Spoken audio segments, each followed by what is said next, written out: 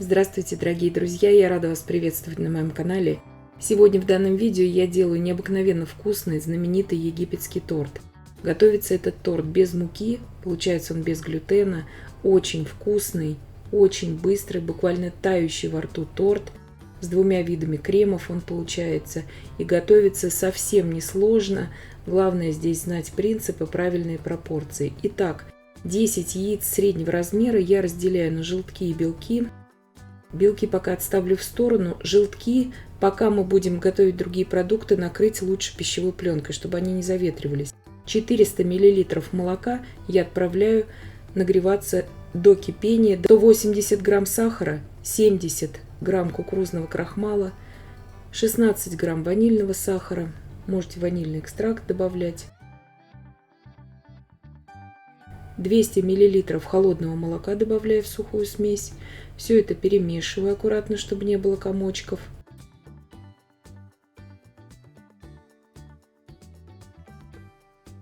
Десять желтков. Я разбиваю у них пленочки, очень хорошо их перемешиваю. И потом уже вливаю туда всю крахмальную смесь. И тоже очень хорошо перемешиваю. Сейчас мы готовим заварную основу для крема муслин. Молоко закипело. Ввожу в молоко всю желтковую смесь. И сейчас при непрерывном помешивании в кастрюле с толстым дном я довожу всю эту смесь на таком умеренном огне до кипения. Когда пойдут вот такие первые пузыри, при непрерывном помешивании я провариваю еще примерно 30 секунд. И снимаю с огня. Смесь готова, больше здесь ничего кипятить не нужно. Переливаю сразу же это в ту емкость, где у меня крем будет остывать до комнатной температуры. Не до холодного состояния, а именно до комнатной температуры, чтобы остыла здесь заварная основа. Накрываем обязательно пищевой пленкой в контакт, потому что поверхностью этой основы может заветриваться. И убираем сейчас остывать. Итак, здесь 10 белков, щепотку соли туда я добавляю, 16 грамм ванильного сахара. Взбиваю сейчас примерно минуту до образования такой пивной пены.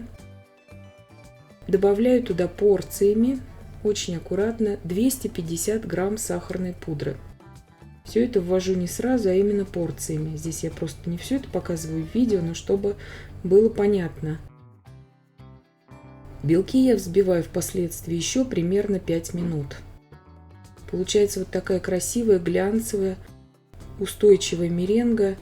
Пики у меренги слегка подрагивающие. Это нормально, это так и должно быть.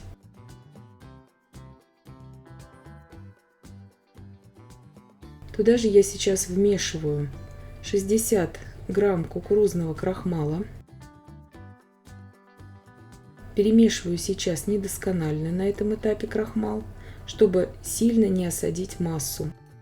И отправляю туда 200 грамм молотого грецкого ореха. Грецкий орех я измельчила просто в измельчителе, очищенный, естественно. Здесь вы можете брать абсолютно любой орех, но в египетском торте берется два вида орехов всегда. Грецкий орех и орех-фундук. Итак, сейчас все тесто я разделяю на 3 равных части. И каждую часть теста я помещаю в кондитерский мешок.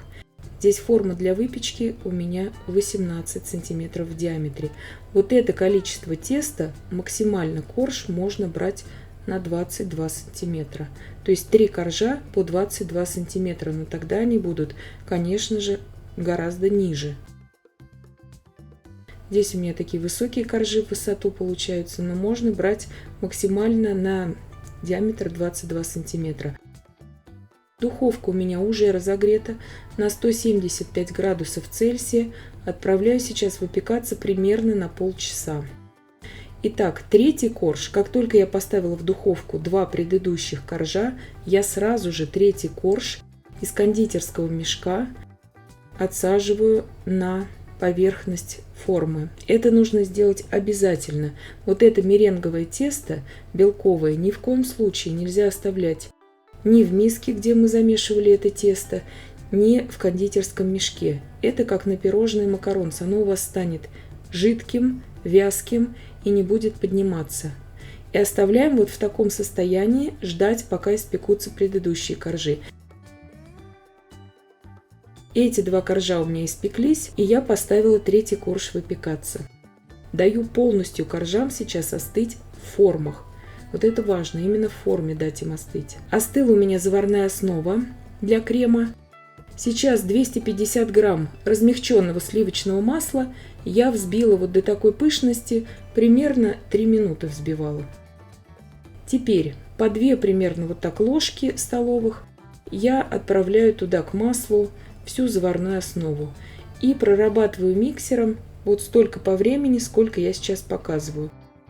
Это каждую порцию заварной основы, не дольше.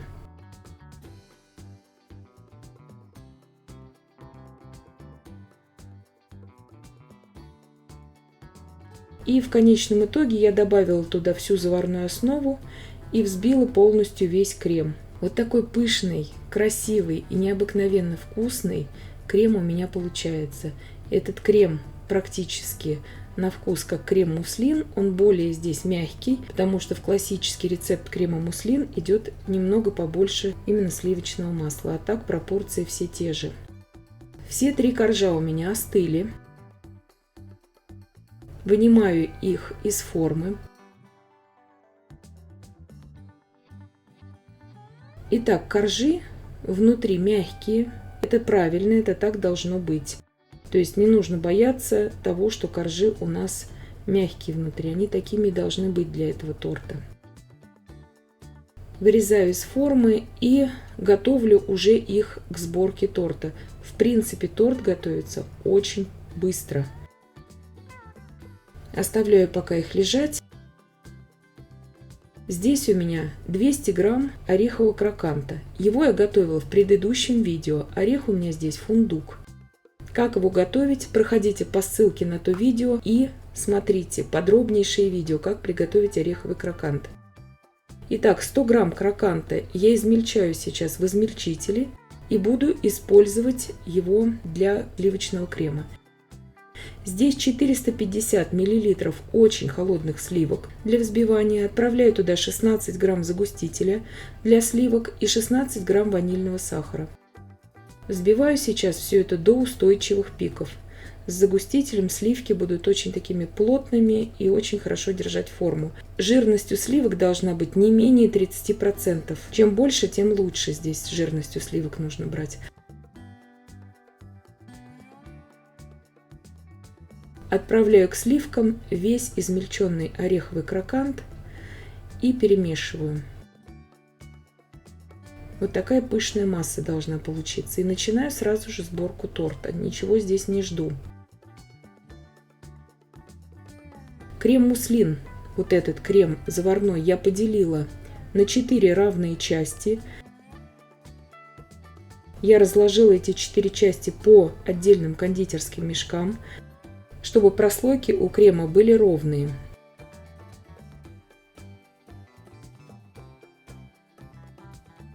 Разравниваю его. Также и сливочный крем с крокантом, с ореховым я разделила также на 3 части и разложила по 3 кондитерским мешкам.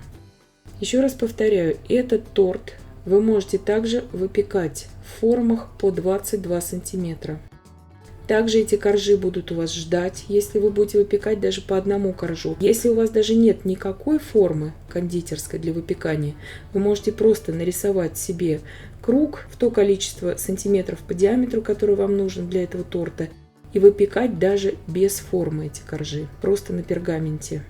Но обязательно весь объем теста нужно сразу же отсадить на пергамент и дать ему просто ждать, пока будут печься предыдущие коржи.